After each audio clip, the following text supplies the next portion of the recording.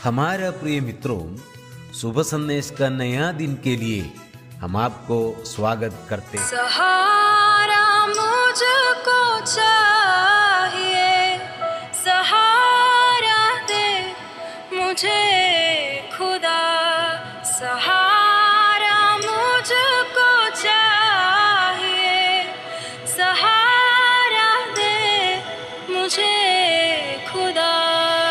मुझे संभाल, मैं गिरा, मुझे संभाल, मैं गिरा, मुझे संभाल, मैं गिरा, मुझे संभाल, मैं गिरा, सहारा मुझको चाहिए, सहारा दे मुझे खुदा। आज का संदेश प्रभु के दास जोशी अब्राहम आसम से बांटा जाएगा। प्रार्थना के साथ सुनिए। परमेश्वर का नाम की महिमा हो। आप सभी को और एक बार शुभ संदेश में हार्दिक स्वागत करता है। आइए आज का मनन के लिए हम लोग पढ़ेंगे इफिसियों का पत्री 3 अध्याय 1 से 6 तक पद। इफिसियों का पत्री 3 अध्याय उसका 1 से 6 तक।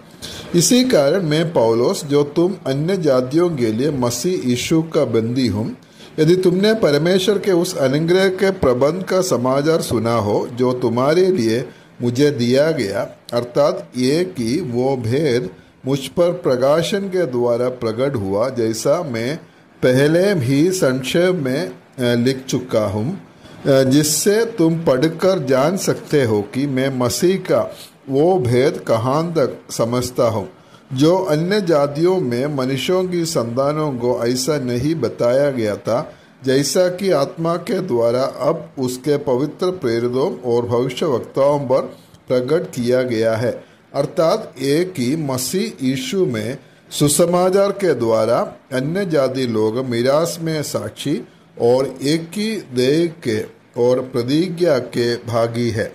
पिछले अध्याय में हम लोग देख रहे थे, हम जो अन्य जाति लोग थे वो हमारा जीवन में बहुत सारा कमी थे, बहुत कुछ हमारे पास नहीं था। हम अपराधों और पापों के कारण मरे हुए लोग थे और हम परमेश्वर से दूर थे। इस दुनिया में हम लोग ईश्वर रहित लोग थे। वैसा हम लोग को परमेश्वर हमारा जीवन में क्या काम किया, प्रभु यीशु मसीह का लहू के द्वारा हमें उस परमेश्वर के पास हमें उसका करीब हमें पहुंचाया है और हमें कलीसिया का भागी बनाया, और आज हमें भी परमेश्वर का निवास स्थान होने के लिए एक साथ बनाए जाते हैं। और ये 3 अध्याय में हम लोग देख सकते हैं पौलुस एक भेद के बारे में इधर बता रहा है। वो भेद क्या है बोलकर हम लोग पढ़ा है। भेद अर्थात गुप्त बात, नहीं उनसे रहस्य। और इधर भेद का जो मतलब है, जो पुराना समयों में ये बात जो है परमेश्वर का मन का एक बहुत बड़ा एक रहस्य था और किसी को भी इसके बारे में नहीं जानता था।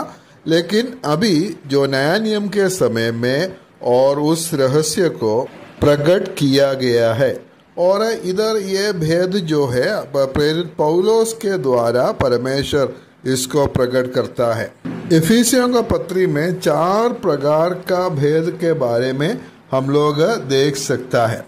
पहले हम लोग उसका 1 अध्याय 9 पद में पढ़ते हैं, क्योंकि उसने अपनी इच्छा का भेद उस भले अभिप्राय के अनुसार हमें बताया, जिससे उसने अपने आप में ठान लिया था। और इधर हम लोग देख सकता है अपनी इच्छा का भेद, मिस्ट्री ऑफ हिज विल। और दूसरा जो भेद है हम लोग इधर आज पढ़ा 3 अध्याय उसका 3 और 4 पद में, और उधर हम लोग देख सकते हैं 4 पद में हम ऐसे पढ़ते हैं, जिससे तुम पढ़कर जान सकते हैं कि मैं मसीह का वो भेद। और ये भेद जो है मसीह का भेद, मिस्ट्री ऑफ क्राइस्ट। और तीसरा जो है 5 अध्याय 32 पद में हम लोग देख सकते हैं। 5 अध्याय 32 पद में ऐसा लिखा है, ये भेद तो बड़ा है, पर मैं यहाँ मसीह और कलीसिया का विषय में कहता हूँ। इधर बड़ा भेद, ग्रेट मिस्ट्री बोलकर हम लोग देख सकता है। और आखिरी में हम लोग जो 6 अध्याय उसका 19 पद में हम लोग पढ़ते हैं, और मेरे लिए भी कि मुझे बोलने के समय ऐसा प्रबल वचन दिया जाए कि मैं साहस के साथ सुसमाचार का भेद बता सकूं। इधर हम लोग पढ़ता है मिस्ट्री ऑफ द गॉस्पेल, सुसमाचार का भेद। ये सारा जो सच्चाइयाँ है वो पुराना समय में ये गुप्त बात था, सिर्फ परमेश्वर का मन में ही था, वो रहस्य था, किसी को भी मालूम नहीं था। लेकिन अभी जो नया समय में और नया नियम के समय में ये भेद तो परमेश्वर प्रकट किया है। और कुछ भेदों के बारे में हम लोग दूसरा किताबों में हम लोग देख सकते हैं। कुलोसियों का पत्री 1 अध्याय उसका 26 और 27 पद में हम लोग पढ़ते हैं, उस भेद को जो समयों और पीढ़ियों से गुप्त रहा परंतु अब उसके उन पवित्र लोगों पर प्रकट हुआ है जिन पर परमेश्वर ने प्रकट करना चाहा कि उन्हें ज्ञान हो कि अन्य जातियों में उस भेद की महिमा का मूल्य क्या है, और वो ये है कि मसीह जो महिमा का आशा है तुम में रहता है। इधर जो भेद हम लोग देख सकता है, क्राइस्ट इंडलिंग इन ए बिलीवर, जो विश्वासी में मसीह वास करता है या रहता है। और एक भेद हम लोग देख सकते हैं, कोरिन्थियों का पहला पत्री उसका 15 अध्याय उसका जो 50 से लेकर हम लोग पढ़ने से उसका 51 पद में हम लोग पढ़ते हैं, देखो मैं तुमसे भेद की बात कहता हूँ, हम सब नहीं सोएंगे परंतु सब बदल जाएंगे। इधर विश्वासियों का पुनरुत्थान के विषय में जो भेद इधर बता रहा है। ये सारा भेदों को हम लोग देखने से, सारे पदों को हम लोग देखने से इधर सब ये जो सब भेद जो है कलीसिया के साथ जुड़े हुए हैं। अर्थात कलीसिया जो है परमेश्वर का मन का एक बहुत बड़ा रहस्य था। कलीसिया के बारे में हम लोग पुराना नियम में कहीं में भी हम लोग नहीं पढ़ता है।